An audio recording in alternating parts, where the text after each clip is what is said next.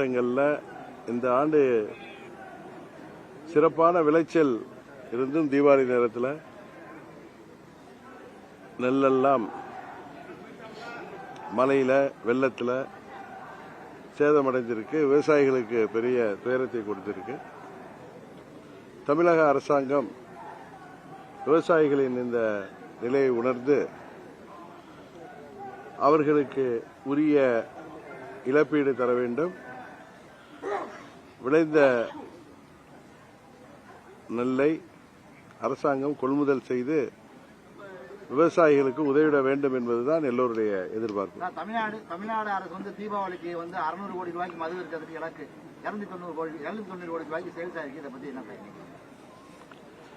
தமிழ்நாட்டில் மது ஒழிக்கப்பட வேண்டும். படிப்படியாக ஒழிப்பது வருங்கால சந்ததிக்கு நல்லது. அதனால இப்பொழுது உள்ள அரசாங்கம் இருந்தாலும் சரி, வருங்காலத்தில் அமையப் போகிற மக்களால் தேர்ந்தெடுக்கப்பட போகின்ற அரசு படிப்படியாக மதுக்கடைகளை குறைத்து மது இல்லா தமிழகத்தை உருவாக்க வேண்டும் என்பதுதான் எல்லா அரசியல் கட்சிகளுக்கும் அரசாங்கத்திற்கும் தலையாய கடமையாக இந்த நேரத்தில் நான் கருதுகிறேன். வரும் தேர்தல் அமமுக எப்படி எதிர்கொள்ளும்? விஜய் தலைமையில் கூட்டணி இல்ல அப்படிலாம் சொல்லல. நீங்களா ஏதோ தவறா சொல்றீங்க. யார் தலைமையிலையும் கூட்டணி நான் சொல்லல. எங்க கூட்டணின்னு 4 கூட்டணிகள் அமைய 4 முனை போட்டி 26 தேர்தலில் உருவாக வாய்ப்பு இருக்குன்னு தான் சொன்னேன்.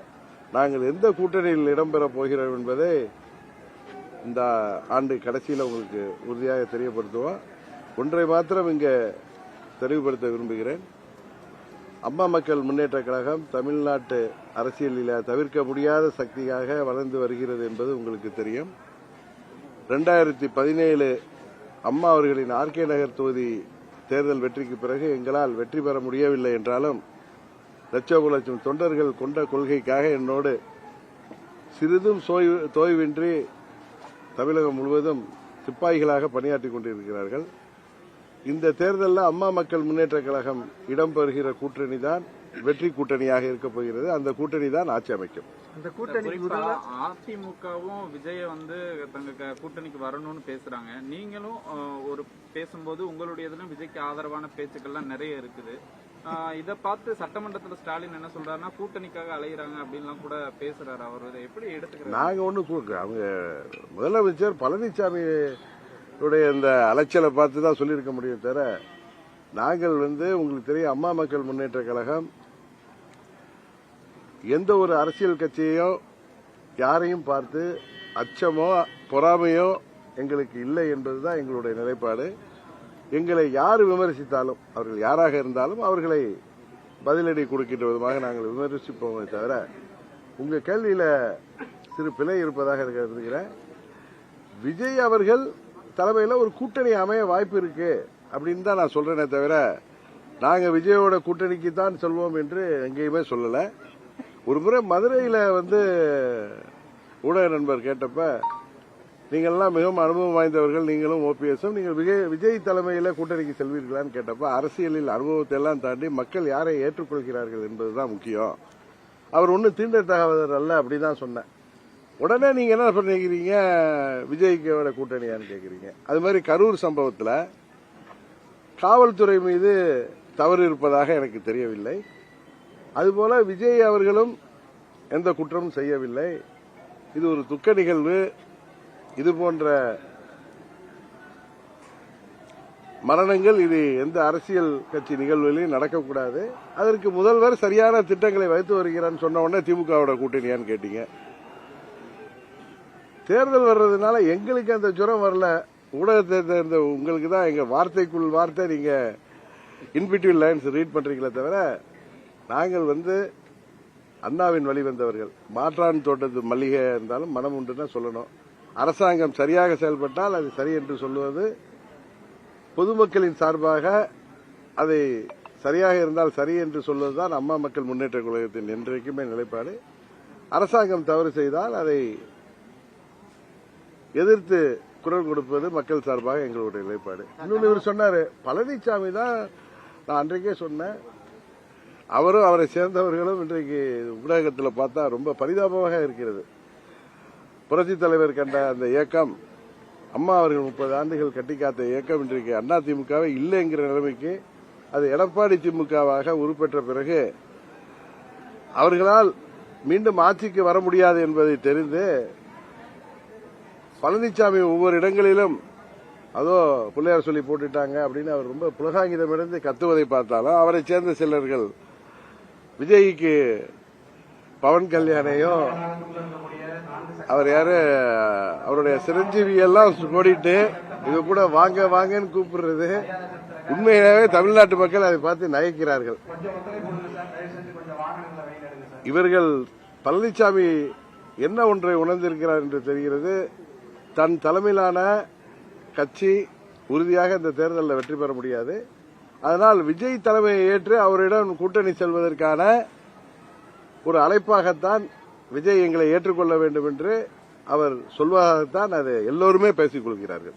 4 கட்சிகளும் 4 திசையில் இருக்கு சார். நீங்க ஜனவரியில வந்து கூட்டணி இறுதி செய்வோம், அதனால பலமான கூட்டணியா இருக்குன்னு சொல்றீங்க.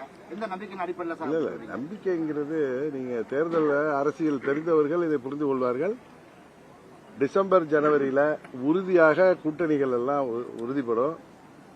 உங்களுக்கு சூசகமா ஒன்னே ஒன்று சொல்றேன், அம்மா மக்கள் முன்னேற்ற கழகம் இடம்பெறுகிற கூட்டணி தான் வெற்றி கூட்டணியாக இருக்கும். ஏனென்றால் அம்மா மக்கள் முன்னேற்ற கழகம் தமிழ்நாட்டில் இன்னைக்கு தவிர்க்க முடியாத சக்தியாக வளர்ந்து விட்டது, வளர்ந்து வருகிறது. இதை எல்லோருக்கும் தெரியும், உங்களுக்கும் தெரியும். அதனால நாங்கள் எந்த கூட்டணியில் இடம்பெறுகிறோமோ, இதை ஏதோ ஒரு அதீத நம்பிக்கையில் சொல்லல, யதார்த்தத்தை சொல்றேன். அம்மா மக்கள் முன்னேற்ற கழகம் இடம்பெறப் போகின்ற கூட்டணி தான் ஆட்சி அமைக்கும். எடப்பாடி பழனிசாமி எப்போது முதல்வர் முடியாது போன வருஷம் இதே நல்லா சொன்னீங்க. இப்ப வந்து அவங்க அமைச்சர்லாம் இன்னைக்கு வந்து அமைச்சர்களா அமைச்சர்கள் வந்து வேண்டுதல் பண்ணிருக்காங்க. நான் உங்களை கரெக்ட் பண்ண வேண்டியதா இருக்கு. நீங்க தான் எங்களை அப்படியே வார்த்தை புடிச்சு டைட் பண்ணுவீங்கன்னு பார்த்தா நான் உங்களை கரெக்ட் பண்ண வேண்டியது. அமைச்சர்கள் வந்து இப்ப மருது சகோதரர் வந்து நாங்க வந்து வேண்டியிருக்கோம் அப்படின்னு. அதாவது முதல்வர் வந்து மீண்டும் எடப்பாடி முதல்வர். மருது சகோதரர் யாரு?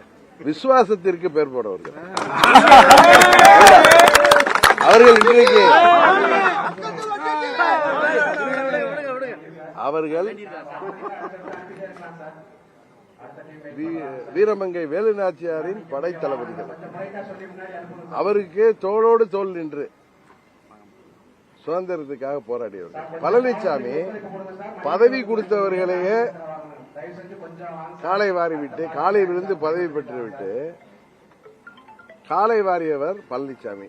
நீங்க மருது சகோதரர்கள் தியாக பூமி, இது விசுவாசமிக்க பூமி. இங்க அவர்கள் வேண்டுனாங்கன்னா அது அங்கேயே நிராகரிச்சிருப்பாரு. அதான் என் வாயில அது வெளியில வருது. அரசியல் மாற்றம் என்ன நடக்கலாம்? தேர்தல் நேரத்தில் கூட்டணிகளே உங்களுக்கு பெரிய வியப்பை உருவாக்குகின்ற விதமாக கூட்டணிகள் அமையும். அதே மாதிரி ஒரு சூழ்நிலை உருவாகி வருகிறது. அதுதான் உண்மை.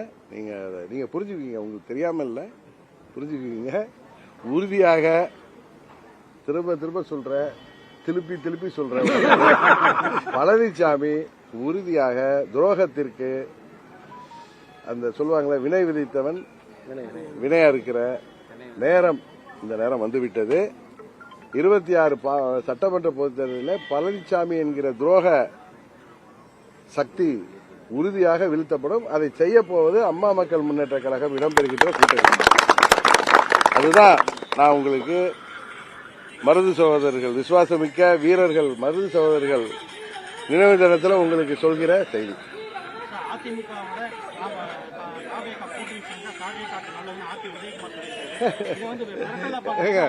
அவங்க எவ்வளவு பயத்தில் இருக்காரு தம்பி உதயகுமார. புரட்சி தலைவருக்கு உருவாக்கிய இயக்கம், 10 ஆண்டுகள் அவர் தொடர்ந்து முதலமைச்சராக இருந்த இயக்கம், அம்மா அவர்கள் கிட்டத்தட்ட 4 முறை ஆட்சி பொறுப்பில் உருவாக்கிய இயக்கம். இவர்களும் அந்த அம்மா கொண்டு வந்த ஆட்சியை 4 வருடம் ஆட்சி பொறுப்பில் இருந்து விட்டு மக்கள் வரிப்பணத்தை சுவைத்தவர்கள் அவங்க. அதனால அந்த சுவை கண்ட பூனைகள் ஏதாவது பண்ணி ஆட்சிக்கு வருது அவர்கள் ஏதோ மாதிரி செய்யறாங்க. அதெல்லாம் தெரியுது. ஏன்னா அந்த தொண்டர்கள்லாம் சோர்ந்து போயிட்டாங்க. நிர்வாகிகள்லாம் முன்ன அப்படிதான் சொல்லியிருந்தாரு, எங்களோட பிரம்மாண்ட கட்சி கூட்டணிக்கு வரப்போகுதுன்னு. அதுக்கு விஜய் மதுரை மாநாட்டில் அருமையான பதிலை சொல்லியிருந்தார். திரும்பவும் விஜய் அவர்கள் இவர்கள் அழைப்புக்கெல்லாம் உறுதியாக பதில் சொல்றார். ஒன்னே ஒன்று கேட்கிறேன், விஜய் வந்து ரஜினிகாந்த் மாதிரி ஒரு உச்சபட்ச நடிகர், உச்சபட்ச நடிகராக இருக்கின்ற பொழுதே அவரது வருமானத்தை எல்லாம் விட்டுவிட்டு தமிழ்நாட்டு மக்களுக்காக மாற்றத்தை கொடுப்பேன் என்று அவர் ஒரு கட்சியை ஆரம்பிச்சு என் தலைமையில தான் கூட்டணி வரும்னு அவர் விக்கிரவாண்டிலையும் சொல்லியிருக்காரு, மதுரையிலையும் சொன்னார். இதை நான் சொன்ன உடனே விஜயோட போறீங்களாங்க, அவர் சொன்னதை நான் உங்களுக்கு புரிய வைக்கிறேன், தெரியப்படுத்துறேன். உங்களுக்கு அந்த சில பேர் கூவி கூவி விஜய் அழைக்கிறாங்களே அவர்களுக்கு, அவரு ஒரு உச்சபட்ச நடிகர் அவ்வளவு வருமானத்தையும் புகழையெல்லாம் விட்டுவிட்டு இந்த கல்லாப்பட்டி பழனிசாமியை முதலமைச்சர் ஆக்குவதற்கு அவரை தோல்ல தூக்கிட்டு அலைய போறாரா? இது ஒரு சிறு குழந்தைய கேட்டா கூட சரி சொல்லும். அதனால பழனிசாமி அங்க கூட இருக்கிற அந்த நிர்வாகிகளையும் அந்த தொண்டர்களையும் சோர்ந்து போயிருக்கவர்களை இன்னும் ஒரு மாசத்துக்கு இதை வச்சு ஓட்டுவார். விஜய் வந்து அதுக்கு பதில் சொல்ற வரைக்கும் இதை ஓட்ட போறாரு தவிர அதுக்கு வாய்ப்பே 1% கூட வாய்ப்பு இல்லை என்றுதான் நினைக்கிறேன். ஏன்னா விஜய் போய் அது மாதிரி பழனிசாமி தலைமை ஏத்துக்கிட்டாருன்னா அது அவருக்கு அது it's like suicidal attempt. Sir, விஜயோட சேர்றதுக்காக பாஜகவையே கழட்டி விட்டாலும் விடலாம் அப்படின்னு அரசியல் விமர்சகர்கள் பேசுறாங்க. அதை ஃபர்ஸ்ட் சொன்னது நான் தானே உங்களுக்கு. பழனிசாமி பத்தி தெரியும், துரோகத்தை தவிர வேற எதுவும் தெரியாத பழனிசாமி முன்னையே பிரம்மாண்ட கட்சி வரும்னு பிஜேபி கூட்டணிக்கு தவிர்த்து பார்த்தார். அந்த பிரம்மாண்ட கட்சி வரலன்னு தெரிஞ்சதும் பிஜேபி கூட்டணியில் இருக்கார். ஒருவேளை அதாவது விஜய் இவர்களோட வரல, இவர்களை ஏற்றுக்கொண்டு விஜய் தலைமையிலான கூட்டணிக்கு இவர்களை விஜய் ஏற்றுக்கொண்டால் உறுதியாக பாஜகவை விட்டு ஓடி வந்து விடுவார் என்பது ஏற்கனவே 2024 தேர்தலில் என்ன பண்ணாரு பழனிசாமி? பாஜகவுக்கு அது முக்கியமான தேர்தல். மோடி அவர்கள் 3வது முறையாக பிரதமராக வேண்டும் என்பதற்காக இந்தியா முழுவதும் பாஜகவை சேர்ந்தவர்கள் என்டிஏ கூட்டணியை பலப்படுத்தி வந்த நேரத்தில் டெல்லியில தேசிய ஜனநாயக கூட்டணி கூட்டத்தில் பிரதமர் மோடி அவர்களுக்கு வலது பக்கம் உட்காந்துட்டு ஓடி வந்தவர் தானே. என்னெல்லாம் பேசினார் அன்றைக்கு எஸ்டிபிஐ மாநாட்டில் போய் என்ன பேசினார்? பாஜக ஆட்சிக்கு வருவது ஆபத்து தமிழ்நாட்டுக்கு, மோடி அவர்கள் மீண்டும் பிரதமராக முடியாது, அப்படியெல்லாம் பேசினவர் பழனிசாமி.